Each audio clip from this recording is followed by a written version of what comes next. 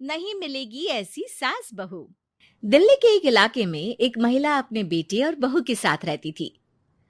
अरे बहू देख तो जरा, कौन इतना दरवाजा पीट रहा है। अरे किसे क्या हो गया है, लगातार दरवाजा धड़ाधड़ पीटता जा रहा है। देखती हूँ मम्मी, पता नहीं सुबह सुबह कौन आ गया। बहू दरवाजा खोलती है तो देखती है कि बाहर एक लड़का खड़ा था। थोड़ा गुस्से में था। अरे मैडम, आपकी ऑनलाइन शॉपिंग ने परेशान कर रखा है। बार बार आप अपना सामान वापस लौटाती हैं। कभी एक बार में सामान आता ही नहीं।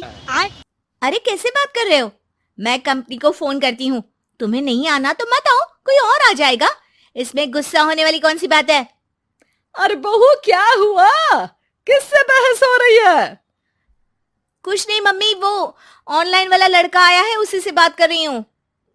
देखो भैया, ये सामान वापस नहीं लेना है तो मत लो, लेकिन हंगामा मत करो। अरे कोई बात नहीं, लाओ आप पैकेट। मेरा तो ये काम ही है, बस थोड़ा गुस्सा आ गया था। बहू अंदर जाती है और पैकेट लेकर बाहर आती है, लेकिन तब तक लड़का वापस जा चुका था।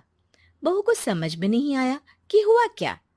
वो अंदर जाती है तो किचन में काम में लग जाती है। अरे बहू, तुम्हें ऑफिस नहीं जाना क्या? कितनी देर हो गई? किचन से आवाज आती है। जाना है, लेकिन इनका नाश्ता तो बना दूं। और उनकी चिंता मत करो, तुम अपना नाश्ता लेकर जाओ, मैं बना दूंगी नाश्ता।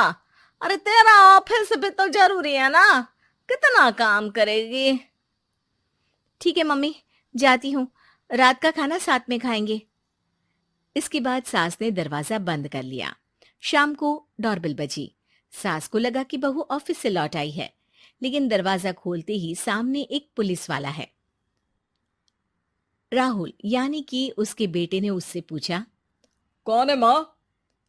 अरे पुलिस आई है बेटा, तुम्हारे बारे में पूछ रहे हैं। अच्छा, अभी आया माँ। आप ही राहुल है? हाँ जी, मैं ही राहुल हूँ। आपकी पत्नी का नाम विनीता है? हाँ जी, लेकिन आप ये सब क्यों पूछ रहे हैं? और कहाँ है मेरी वाइफ? देखिए, परेशान मत होइए, आपको मेरे साथ चलना होगा, मैं आपको रास्ते में पूरी बात बताता हूँ।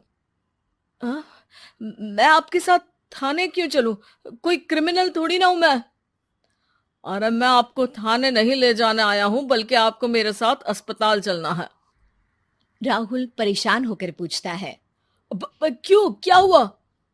देखिए, आपकी पत्नी का बड़ा एक्सीडेंट हो गया है और वो अस्पताल में भर्ती है। बस किसी तरह से आपका पता मिल सका, इसलिए हम आपको लेने आ गए। राहुल हड़बड़ी में माँ को बगैर बताए पुलिस वालों के साथ घर से निकल जाता है। सर, क्या हुआ मेरी पत्नी को, कुछ तो बताइए। देखिए, घबराइए मत, वो आईसीयू में है, अभी कुछ कहा नहीं जा सकता। कुछ देर में सभी अस्पताल पहुंचते हैं। डॉक्टर साहब, मेरी पत्नी ठीक तो हो जाएगी ना? कैसी हालत है उसकी? देखिए, अभी कुछ कहा नहीं जा सकता है। सिर में चोट है और खून बहुत बह चुका है। शायद खून की भी जरूरत पड़े। ठीक है, मैं खून देने को तैयार हूँ। ठीक है मिस्टर, लेकिन हमें सेम ग्रुप का ही खून चाहिए। अगर आपका मैच होगा तभी आपका खून काम आ सकेगा। जी ठीक है डॉक्टर साहब। तब तक राहुल की माँ भी अपने एक पड़ोसी के साथ अस्पताल पहुंच चुकी थी। अरे बेटा, क्या हुआ? बहुरी कैसी है? माँ, कुछ कहा नहीं जा सकता। अरे बेटा, परेशान मत हो। अरे बहू को कुछ नहीं होगा, वो दिल की बहुत अच्छी है। माँ बेटे बैठे हुए इंतजार कर रहे हैं। सर, आपका ब्लड मैच नहीं हो रहा है और ब्लड हमें अभी चाहिए। अरे बेटा, डॉक्टर साहब से बोलो ना मेरा ब्लड ले ले। अरे माँ, आपकी उम्र हो चुकी है, आपका खून कैसे ले सकते हैं? अरे बेटा, वो बहू कम मेरी बेटी ज्यादा है। उसने दिन रात एक करके इस घर को एक डोर में बांधा हुआ है। अगर वो डोर टूट गई ना, तो मैं अपने खून का क्या करूंगी? राहुल की आंख में भी आंसू आ जाते हैं। ठीक है डॉक्टर साहब, माँ का भी ब्लड टेस्ट कर लीजिए। अगर मैच हो गया तो ठीक है, नहीं तो किसी और को फोन करता हूँ। डॉक्टर ने तुरंत ब्लड सैंपल लेकर भेज दिया। कुछ देर बाद माँ जी का ब्लड ग्रुप मैच कर गया है पेशेंट से।